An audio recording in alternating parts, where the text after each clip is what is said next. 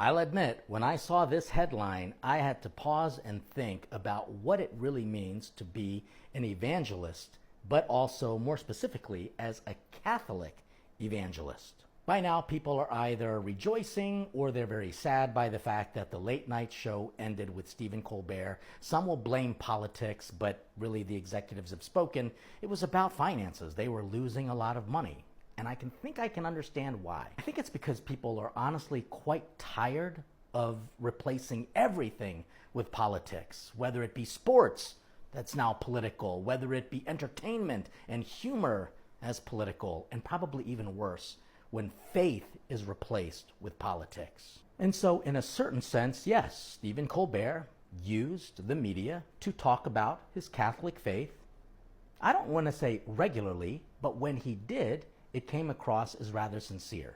And so whenever anyone shares his or her faith, it is a form of evangelization, because evangelization just simply means to share the good news, or specifically to share the news. But when it's related to Jesus, it's definitely good news. But to be considered one of today's best Catholic evangelists requires a little bit more consistency. While I might like some things that he said regarding his faith, I didn't like how he confused oftentimes matters of faith with political opinion. And here are my simple suggestions. Maybe we need to spend more time with the four evangelists, reading the scriptures, than watching the late night show.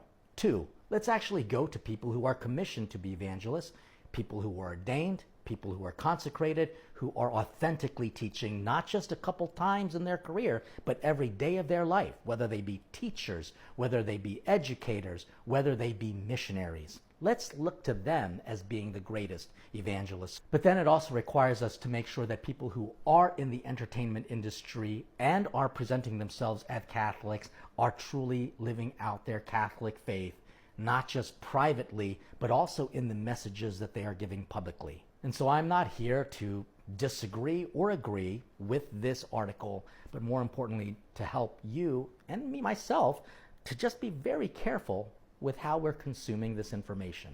And above all, if we have a good relationship with Jesus, spend time with him in silent prayer, then we know that we are always going to be evangelized. We're going to be receiving the good news from the one who is good news. And so I hope this little message helps. Let's get rid of the drama. Let's stop accusing people of being a good Catholic or a bad Catholic. Let's look to ourselves and our relationship with God. Stay hungry for him, and trust me, he will feed you with an abundance of good news.